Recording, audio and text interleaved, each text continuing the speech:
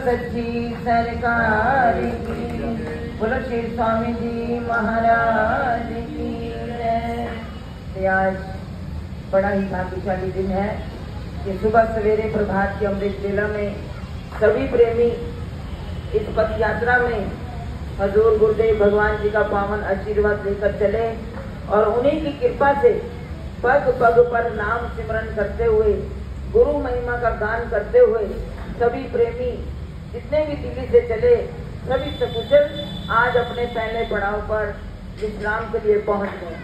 तो ये गुरु महाराज जी की कृपा है।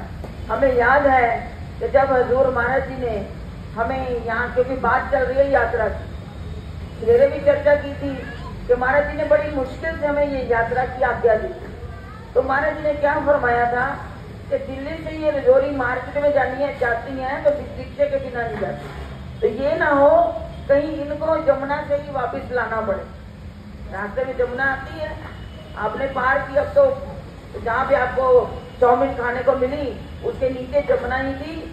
तो जमुना का बड़ा पहले दूसरा पुल था, पुराना पुल, लोहे वाला पुल था, जिस रास्ते से हम पहली यात्रा करके आए थे। तो महाराज जी ने कहा ये वहां तक तो जाती नहीं है पैदल, इनको रिक्शे चाहिए। और ये नंगली साहब का कह रही है पैदल जाना है।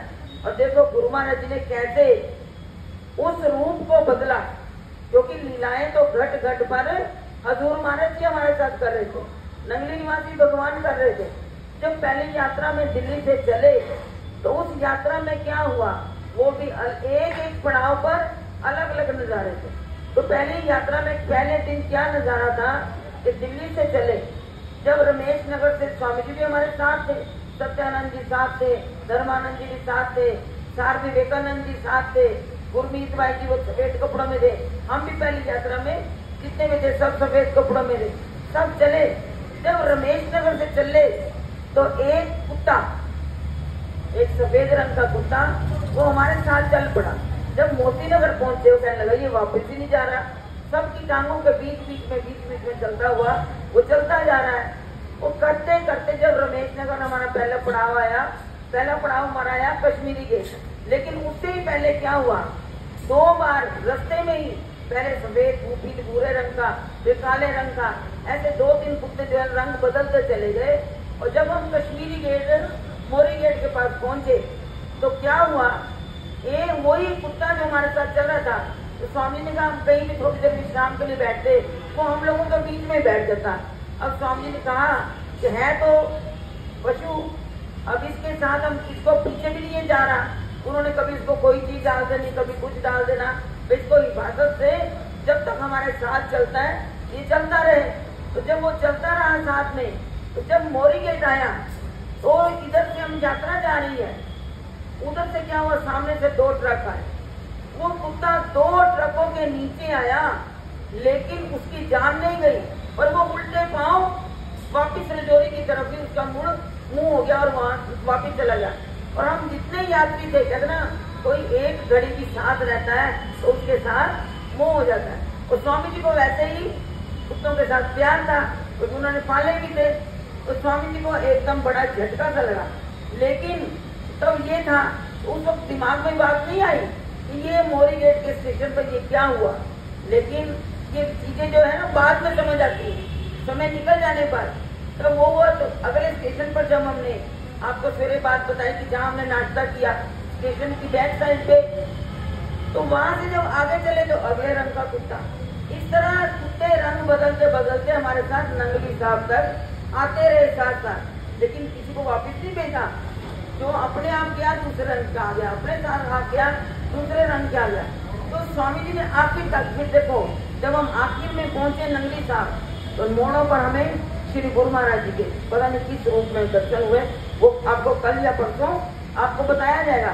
तो मैं आपको बता रही थी कि हमें जो हजूर महाराज ने आशीर्वाद देकर अपने आशीर्वाद से ये यात्रा शुरू करवाई, तो उसका भी एक बहुत बड़ा राज है कि उन्होंने हमारा कल्याण करना है। बड़े बड़े महापुरुष दुनिया के कल्याण के लिए इस जगत में आते हैं। हमारे गुरु महाराज जी हम लोगों का उद्धार करने के लिए तो जगत में आए। हम पढ़ते हैं, हम सुनते भी और वो कर भी रहे हैं, क्योंकि जब ये महापुरुष हमारे आगरे में दादा गुरुदेव ने आज्ञा उनसे लेकर श्री महाराज जी, गुरु महाराज जी वहाँ पर तपस्या पर बैठे हुए दिखाया गया। तो रात रात को जो संत है वहाँ पर शिव दयाल जी का डेरा है, तो शिव दयाल जी राधा स्वामी मठ के जो आगरा में ही पास ही आगे जाकर थोड़ी दूर पर 4-5 किलोमीटर पर शायद वो डेरा है दयालवाल, वो शिव दयाल जी और दादा गुरुदेव सारी रात बैठकर आपस में चर्चा करते रहते थे।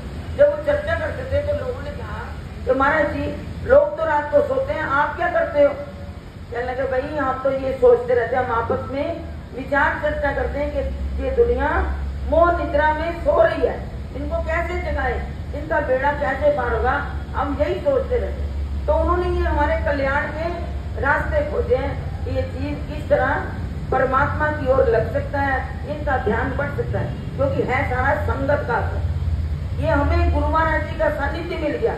ये तो दुनिया आज बहुत बड़े रास्ते लगी हुई है दुनिया, कई रास्ते, कोई क्लबों में जाता है, कोई जुआ खेलता है, कोई किसी तरह के ऐप करता है, लेकिन हमें बड़े भाग्यशाली हैं, हमें गुरु महाराज जी ने अपनी चरण शरण में ले लिया और उन्होंने हमारे कल्याण का रास्ता निकाला कि हमें ये पद पर नाम सिमरन करवाया।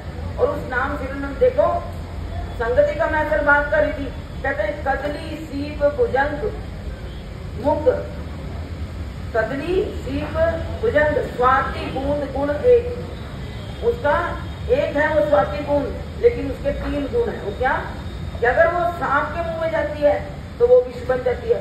स्वाति नक्षत्र की बूंद वो वर्ष में एक बार होती है, लेकिन वो जब सीप में गिरती है तो वो मोती बन जाती है, जब केले में गिरती है तो वो कपूर बन जाती है, और जब सांप में उसके मुख में पड़ती है तो वो जहर बन जाता है। बताओ हमें कैसी संगत करनी चाहिए?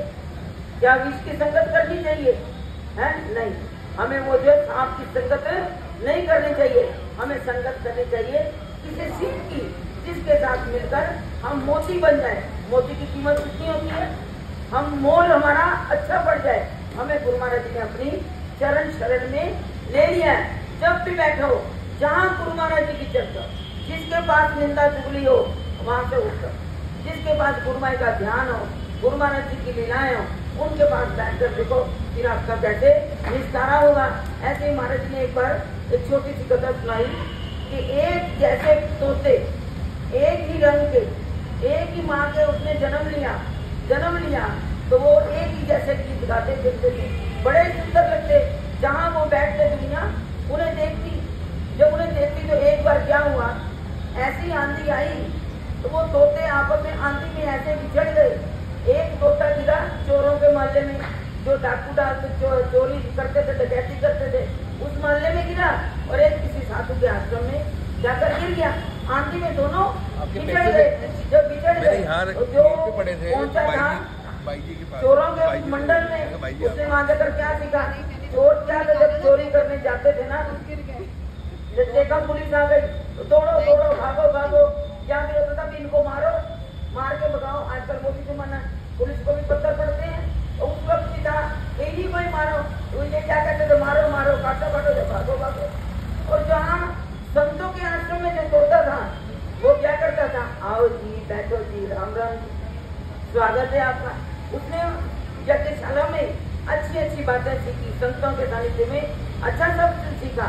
तो एक बार क्या हुआ, वहाँ का राजा शिकार खेलने के लिए गया, शिकार खेलते करते वो रास्ता भटक गया, तो वो कहाँ जा पहुंचा? जहाँ वो चोर लुटे रहते थे। जब राजा को देखा आते हुए तो वो तोते ने शोर मचा दिया, मारो काटो, तो वही सीखता था। अब राजा डर गया, कहने लगा कहीं ये मुझे मारने न लग जाए, पता नहीं क्या कैसे लोग हैं। वहां से वो उल्टे पांव दौड़ा, वहां से दौड़ा, तो जब वो दौड़ता उसको क्या हुआ, वो संतों की कुटिया वहां से धुआं निकलता हुआ देखा। जब क्या हवन हो रहा था, उन्होंने देखा यहाँ भी कोई बस्ती है। अब देखा तो आश्रम के अंदर गए तो वहां भी वही तोता, उस तोते का भाई है, एक ही माँ के बेटे, लेकिन क्या हुआ, संगत का असर क्या पड़ा, एक मारो कर रहा है। तो जब राजा वहां पर गया तो उसने क्या किया, द्वार पे लटका होता पिंजरा, तो वो कहने लगा आओ जी, बैठो जी, राम जी, स्वागत है। और राजा का दिल इतना खुश हो गया, उसने वहां पर जाकर कितना ही दान पुण्य किया, उन संतों के आश्रम में जाकर कितना कुछ निछावर कर दिया। और उन चोरों को क्या मिला, वहां से तो वो राजा ही भाग गया, वो तो उस दया का पात्र भी ना बना जो राजा उन पर भी कृपा कर देता। लेकिन इसी तरह कहते हैं संगति ऐसी करो जिसमें आपका मोल पड़ जाए। हमारे गुरु महाराज ने हमें बड़ी सुंदर ये अपने सत्संगियों की, गुरु प्यारों की संगत दी है। तो हमने इस सत्संगति में हमें जो ये 4 दिन एक साथ रहने का अवसर है, हम अपना ये कीमती वक्त जो समय है उसको हम गंवाए नहीं। निंदा चुगली में, बातों में हमें जो ये समय मिला है, हम गुरु महाराज जी के नाम का जाप करें, सिमरन करें। और एक बात मैं कहूंगी, जहाँ इतनी देर सहन करते हो सभी लोग आरती पूजा में भी जरूर बैठे।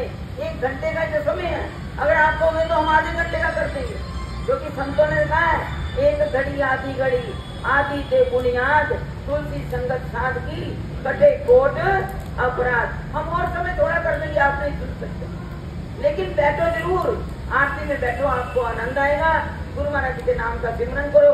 कोई ना कोई गुरु महाराज जी की लीला ऐसी हमें सुनाई दे जाए कि हमारा जीवन ही बदल जाए। और आज देखो जिस परिवार में हम बैठे हैं, वक्त की बात है, कभी वो माता पिता हैं, अभी पिछले साल ये कोरोना के बीच में हमारे बहन जी संतोष बहन जी महेंद्रू जी कितनी सेवा करते थे, इतनी सेवा करते थे वसुंधरा परिवार के साथ। उनका लगाव जो आपने गुरु महाराज जी की लीला पढ़ते हो, रामलाल जी वसुंधरा, उन्हीं की ये भतीजियों का ये परिवार है। उनके परिवार में से ही ये सारे बच्चे सेवा करने आते हैं। तो पिछले साल तक तो उनके माता जी भी, जब 2 साल पहले, क्योंकि बीच में तो उतना अवसर नहीं मिला, 2 साल पहले माता जी यहाँ हमें साक्षात दिखाई दे रही थी, अपने आप सेवा कर रही थी सासों से। लेकिन वक्त आया, वो पिछले साल बिछड़ गई। तो आज उनके बच्चे उसी राह पर चलते हुए कि ये सेवा नहीं छोड़ेंगे। सुधीर जी और उनके भाई, उनकी भाभी, सारा परिवार सेवा के लिए आया। आप सबके भोजन की, लंगर की व्यवस्था है। और इसी वक्त था, देखो आज हमारे महाराज जी के बड़े प्यारे, जो कभी 30 मिनट में जितने ये संत थे सबको वैष्णो देवी की यात्रा करवाई। हमारे इकबाल जी, उनके बेटे यहाँ पर आकर बैठे हैं। कभी ये भी दूध के ड्रम लेकर सब संगत के लिए यहाँ पर पहुंचते थे, गाजियाबाद सेवा करते थे। आज भी वो सेवा के लिए यहाँ पहुंचे हैं। और हमारी बहन मुक्ता जी, गुरु महाराज जी की प्यारी, वो सबके लिए दूध ही उठा रही है, क्योंकि यहाँ आकर बड़ी लीलाएं होती हैं। एक बार क्या हुआ, दूध की व्यवस्था नहीं, उन्होंने कहा कोई ले आया, कोई ले, किसी कारणवश नहीं। उधर देखो क्या स्वामी जी के समय की बात है, यहाँ से निकलते हुए राहगीर वो कहने लगे ये यात्रा जा रही है, ये कहाँ की यात्रा है? उन्होंने कहा नंगली की यात्रा है। अच्छा ये कहाँ ठहरेंगे? ये फलानी जगह पर पड़ा हुआ है, ये रास्ते में धर्मशाला थी। उन्होंने कहा तो उस धर्मशाला में ये रात को रुकेंगे। उन्होंने किसी से नहीं कहा, बाहर नहीं पूछा, और रात को ही वो दूध के इतने ड्रम लेकर आ गए कि हमें प्रेरणा हुई है। इधर चिंता हो रही है कि संगत को रात को दूध आज कोई आया नहीं, पहुंचा नहीं, तो दूध कैसे होगा? उधर गुरु महाराज ने कैसे इंतजाम किया, गांव वाले दूध के ड्रम लेकर वहां पर पहुंच गए। ये तो गुरु महाराज जी की मौज है। पल पल पर वो 1 मिनट भी हमें चिंता नहीं करने देते। हमारे मन में जरा सा चिंतन आता है कि ये कैसे होगा, गुरु महाराज जी 1 मिनट में उसको पूरा कर देते हैं। हर व्यक्ति गुरु महाराज कहते तुम 1 कदम चलो तो सही, गुरु महाराज की रहमत। अब जो कह रहे ना कि मेरा सब कुछ मुझे आपकी रहमतों से मिला है, तो उनकी रहमतों में पग पग पर दिखाई देती है। तो गुरु महाराज जी के ये भक्त जो इस यात्रा में सेवा कर रहे हैं, गुरु महाराज के चरणों में हमारी यही अरदास है, गुरु महाराज जी उनके घरों में रहमत की बरसात करें, उनका मन अपनी भक्ति में लगाएं।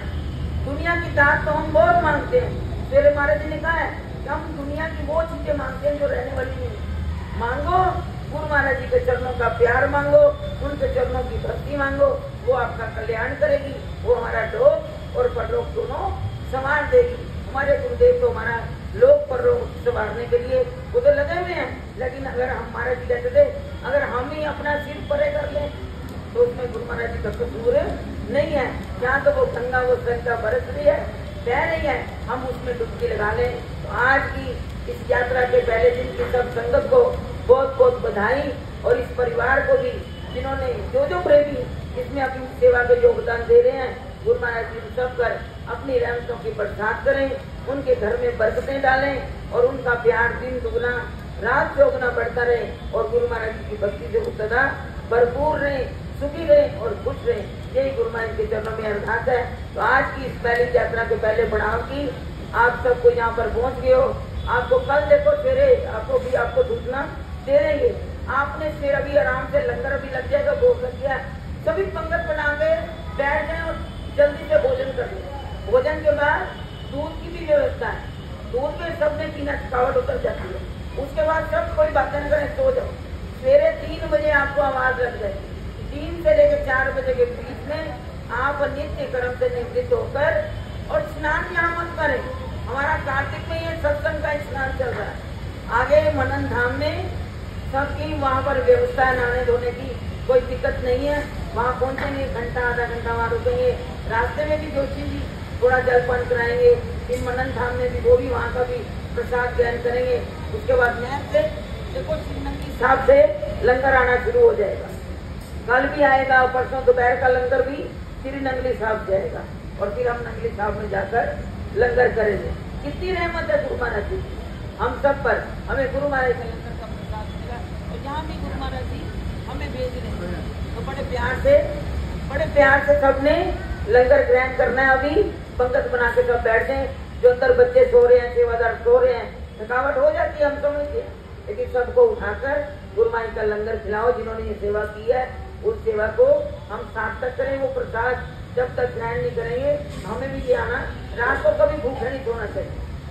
चाहे आधी रोटी खाएं, 1 रोटी खाएं, खाकर ये गुरु महाराज का प्रसाद, ये विशेष प्रसाद आपको मिल रहा है। सब भोजन करके अपना सब सोएंगे, और उसके बाद फिर सवेरे जो बता रहे हैं कि जो जो सवेरे आपने करना है वो आपको भैया शिव बता देते हैं कि आपने कैसे अपनी तैयारी करके अपने बैग कैसे बाहर